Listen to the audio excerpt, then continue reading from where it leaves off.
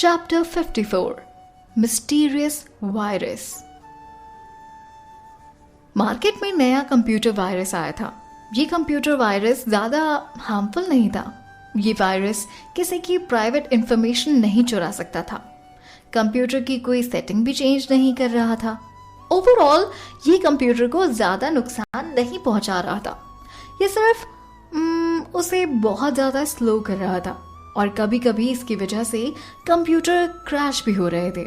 अगर ये सॉफ्टवेयर किसी भी कंप्यूटर में आ जाए तो बहुत ज़्यादा इरिटेटिंग होता है, क्योंकि ये उस सिस्टम को पूरी तरह से स्लो डाउन कर देता है। काम करने में जो काम आधा घंटे में हो जाता है, वो इस वायरस के आ जाने के बाद घंटों घंटों तक रुका रहता। इस जनरेशन के लिए जो सारा दिन इंटरनेट से चिपकी रहती है, ये इरिटेटिंग और इनकन्वीनियंट मीडियम हो जाता था इस वायरस के आ जाने के बाद, जो कि हमारी जनरेशन को बिल्कुल भी बर्दाश्त नहीं था। और ये इरिटेशन और इनकन्वीनियंस बर्दाश्त के बाहर। कोई भी कंप्यूटर यूजर ऐसा वायरस अपने कंप्यूटर में नहीं चाहता था।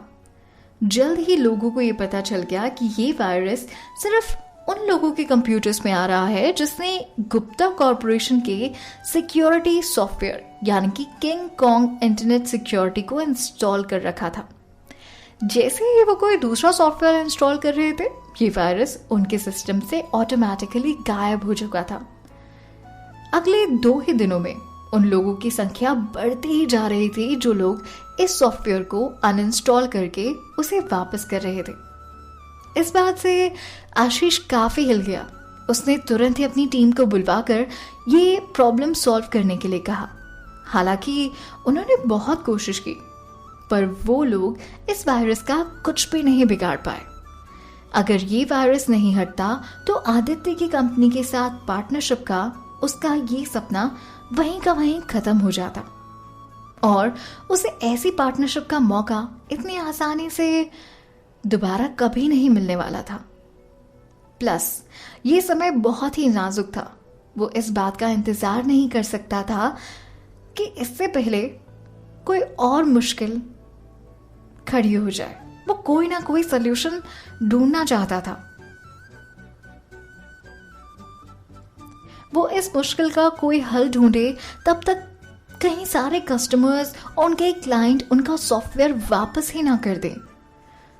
उसे तभी हथौड़ा मारना होगा जब लोहा गर्म हो। अभी अभी उसका ये सॉफ्टवेयर मार्केट में लॉन्च हुआ था। रिस्पॉन्स काफी अच्छा था। उसे पूरी उम्मीद थी कि आदित्य के साथ वो एक पार्टनरशिप डील साइन कर लेगा, जिससे उसके लिए सिर्फ ग्रोथ होगी। लेकिन इस क्रूशियल टाइम में इस वायरस ने आकर पूरा का पूरा खेल बिगाड़ दिया।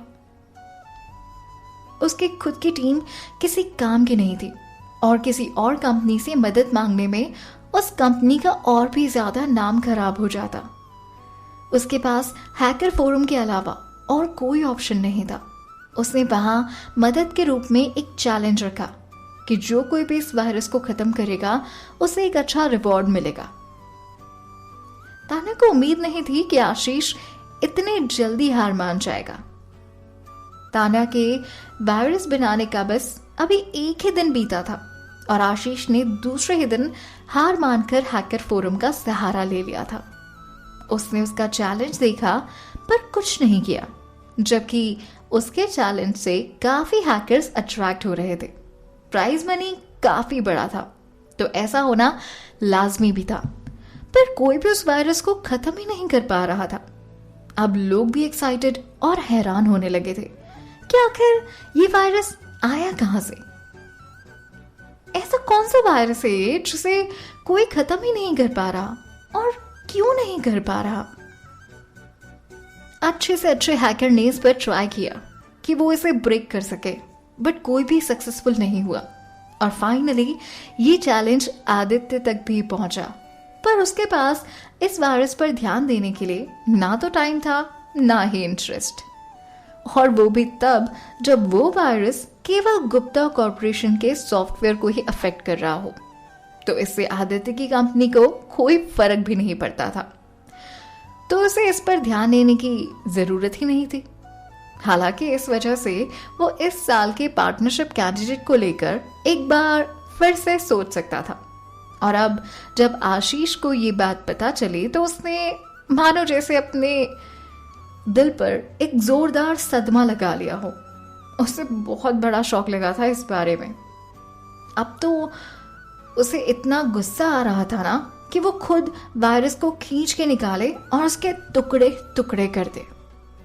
ये पार्टनरशिप डील उसके कई दिनों की मेहनत और जिंदगी का सबसे बड़ा सपना था,